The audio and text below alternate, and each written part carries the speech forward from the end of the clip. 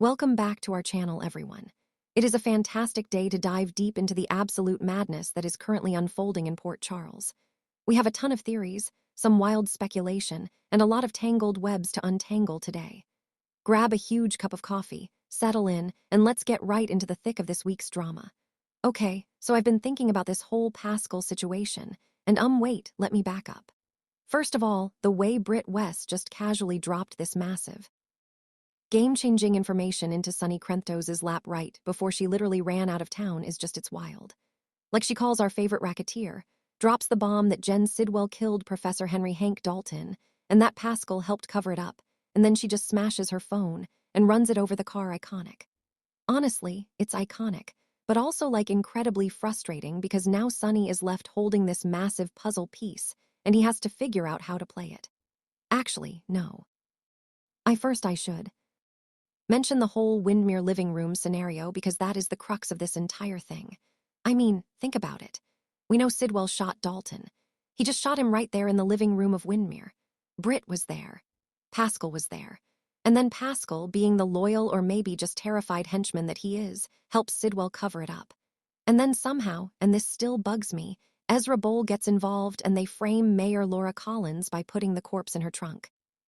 Like the logistics of that alone keep me up at night. Did they wait for her to get a flat tire?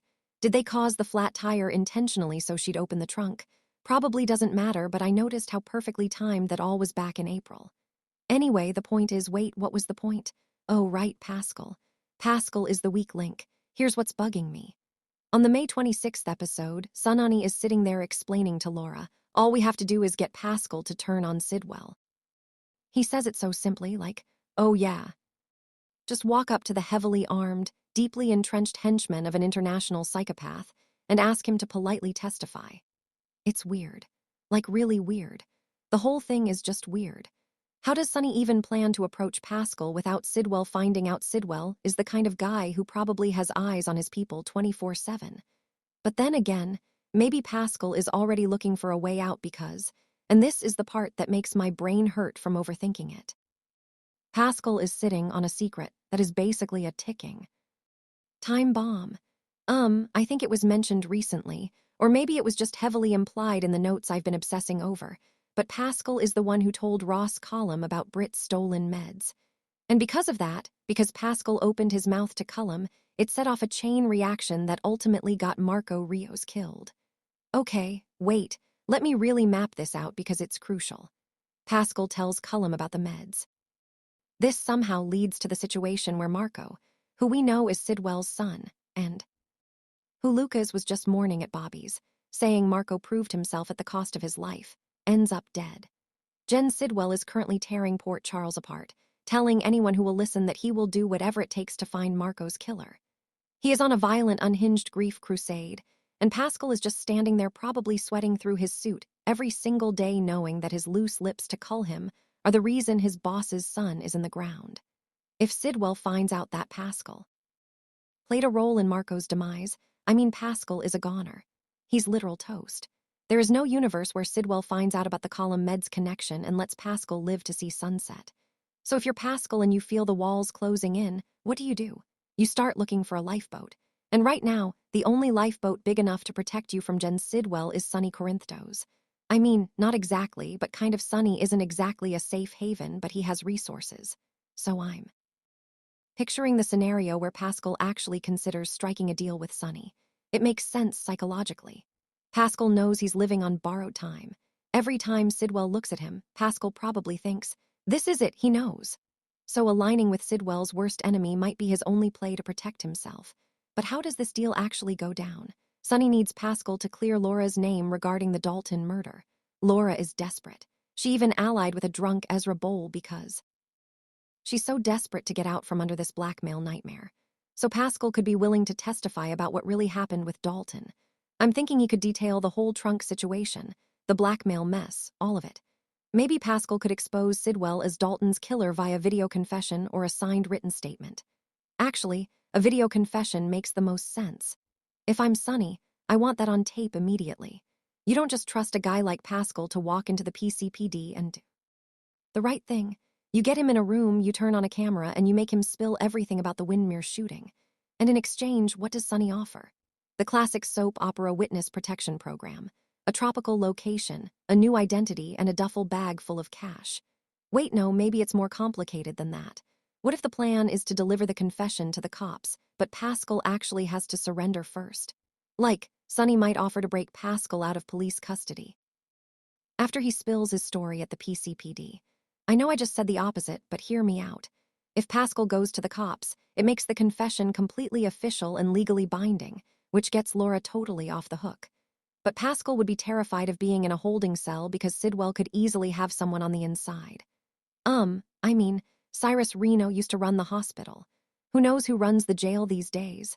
So, Sonny promises to break him out during transport or something. It might be. Tough getting Pascal to trust Sonny, though. Sonny is a mob boss. Pascal is a henchman for a rival or whatever Sidwell is, a mercenary, a psychopath. Both getting Pascal to trust that Sonny won't just put a bullet in his head. The second the video camera turns off is a massive leap of faith, but Pascal may also realize it's a better gamble in the long run. Staying with Sidwell is a 100% guaranteed death sentence the moment the Marco secret drops. Going with Sonny is maybe a 50/50 shot at survival. If Pascal eventually feels like the walls are closing in, he might reach an agreement to clear Sonny and Laura of any wrongdoing. But let's talk about Sidwell for a second. Sidwell is not an idiot. He's unhinged, sure, but he's smart. If Pascal indeed turns against Sidwell and helps with Sonny's takedown plot, Sidwell may be smart enough to figure out what's happening before the ink on the confession is even dry. I keep picturing this scene, where Pascal is sneaking out to meet Sonny and Sidwell is just standing in the shadows watching him. If Sidwell finds out Pascal and Sonny have become allies, he will be absolutely livid. You can bet Sidwell will make Pascal pay with his life. And it won't be quick. Especially, and this is the kicker, especially if he discovers Pascal's role in Marco's demise on top of the betrayal with Sonny. That would be a double homicide in Sidwell's mind, betraying him to his enemy and causing the death of his son. Pascal wouldn't just be killed, he'd be erased, or maybe not, I don't know. My brain keeps jumping to this other possibility, which is honestly very on brand for poor Charles. What if Sonny is the one who kills Pascal? Okay, wait. Let me explore this rabbit hole. Sonny Corinthos is not exactly known for his forgiving nature or his willingness to leave loose ends walking around on tropical beaches. Pascal helped cover up a murder and frame Laura, who Sonny deeply cares about. Pascal is also tied up in this whole Marco Rios thing. And let's not forget Marco proved himself to Lucas. And Lucas is basically family to Sonny through Carly. So Sonny has plenty of reasons to hate Pascal. It is entirely possible that Sonny could double-cross Pascal. Like he promises him the island, the money, the new identity. He gets Pascal to sit down, record the video confession, clearing Laura sign the papers, hand over any physical evidence he has against Sidwell, and then the second Sonny has what he needs to destroy Sidwell and save Laura. Bang. Sonny kills him right. Along with Sidwell, or has someone else do it. Maybe Ethan Lovett. Ethan has been begging Sonny for a job and itching to eliminate Sidwell. What if Sonny gives Ethan the green light to take out Pascal as a test run? Actually, I don't know if Ethan would do that. Ethan wants Sidwell because of what happened to Holly. I don't know if he cares about Pascal, but someone would do it. Rick Lansing is constantly whispering in Sonny's ear to move forward with eliminating Sidwell. Rick would probably encourage Sonny to take out Pascal, too. No loose ends. It's weird how I find myself almost feeling sorry for Pascal, which is ridiculous because he's a terrible person who helped cover up a murder. But you look at his situation, and he is just entirely trapped. He is squeezed between Jen Sidwell, who is a grieving, violent maniac, and Sonny Corinthos, who is a calculating mob boss looking to use him as a pawn. He has this massive secret about the stolen meds in Ross Cullum that is eating him alive. He's carrying the guilt of Marco's death, or at least the fear of the consequences of it. I keep thinking about how this ties into the rest of the canvas right now. Everything is so chaotic. Britt is on the run with Rocco. Elizabeth was locked in a closet. Lulu is blaming herself. Dante is freaking out. And right in the middle of this massive storm, you have this quiet, deadly chess game happening between Sonny and Sidwell, with Pascal acting as the most important yet most disposable. Peace on the board. Like basically Pascal's fate is sealed. General Hospital spoilers suggest Pascal could face a grim outcome by the end of all this. And honestly, grim fate feels like an understatement. Whether it's Sidwell finding out the truth about Marco and tearing him apart, or Sonny getting the confession and then double-crossing him to tie up loose ends, Pascal's life expectancy in Port Charles is dropping by the second. Imagine being Pascal right now. You wake up, you put on your suit, you go to work for a man who is actively hunting the person responsible for his son's death, and you are kind of that person. Then you get a burner phone call from Sonny Corinthos offering you a way out. But you know, Sonny is just as dangerous. It's a literal nightmare. What was I saying? Oh, right. The confession. I really hope we get to see the actual video confession. I love a good soap opera video confession. It always comes back to haunt someone, even if Pascal dies. That video will exist. Maybe Sidwell will find the video after Pascal is dead. And that's how he learns about the Marco connection. No, wait. If the video is for Sonny, it would only be about the Dalton murder.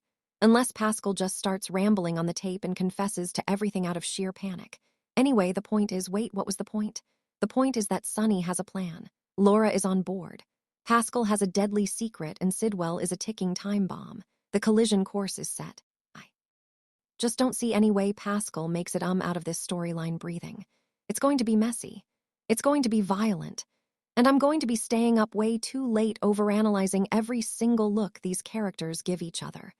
I know I just spent like 20 minutes talking in circles about this, but you have to admit the layers here are fascinating.